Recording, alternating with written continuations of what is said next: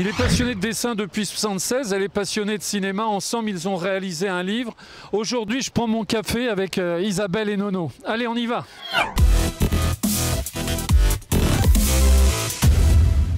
Bonjour Isabelle, ça va?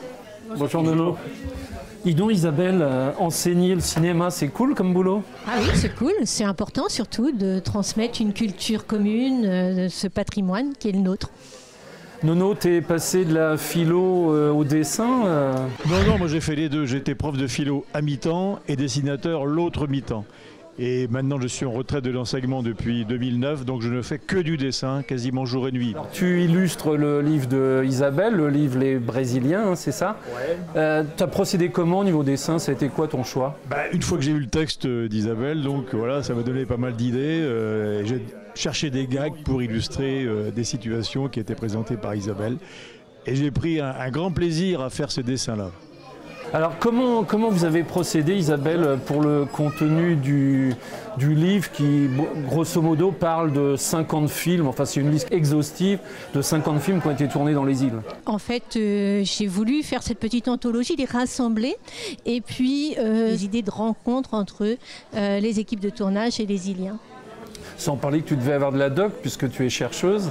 Oui, bien sûr. On a bien sûr toute une recherche de fond à la Cinémathèque de Bretagne et puis dans la littérature existante. Alors, il semblerait que tourner sur une île, c'est un peu plus difficile que sur le continent. Quelles sont les raisons en fait? Une équipe de tournage, c'est vraiment une équipe de saltimbanques et il faut déplacer tout le monde, plus le matériel sur l'île. Donc oui, c'est beaucoup plus compliqué. Et puis il n'y a pas forcément l'infrastructure pour recevoir toute cette équipe, mais ça veut dire que les Iliens participent. Et il y a l'influence, j'imagine, de la météo, la mer notamment, qui peut changer. Et c'est ce que les cinéastes vont chercher aussi, cette puissance de la mer, les tempêtes, c'est évidemment très cinématographique.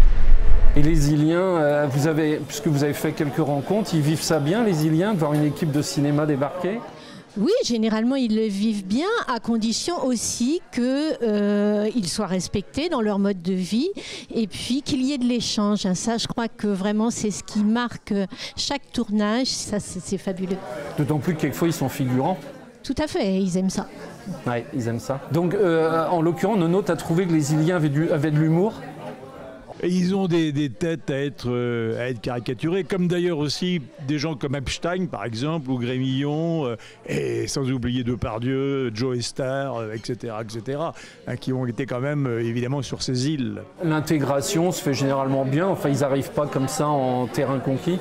Les acteurs qui sont sur une île vont rester sur l'île pendant le temps où leur présence est requise et donc ils vivent ensemble. Il y a de temps en temps des clichés dans les films tournés en Bretagne. Souvent on voit des acteurs avec, on dira pas la marque, mais la marinière, la vareuse, enfin bon, ils font pleuvoir même quand il pleut pas.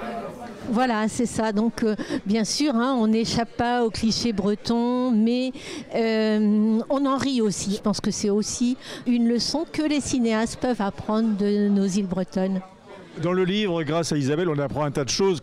Par exemple, qu'un film porno a été tourné au Glénan. La fameuse Pénélope. Voilà. Il faut savoir, je crois que le réalisateur cherchait une atmosphère tropicale ou un peu une atmosphère lagon, quoi. Elle a dû se geler quand même, Pénélope, non? Apparemment, il a su créer l'atmosphère. Pour conclure, ça vous a apporté quoi tous les deux, le livre? Beaucoup de plaisir. On espère que ce plaisir va être partagé par tous les lecteurs. On a fait des cartes pour chaque île avec une espèce de balade guidée, un parcours sur les lieux de tournage, etc. Et ça permet donc aux lecteurs, effectivement, peut-être de mieux connaître aussi ces espaces-là. Tiens, le café est servi. Merci à tous les deux. On souhaite bon succès au livre. Et au plaisir de vous revoir alors. Merci. Au revoir. Bien à vous.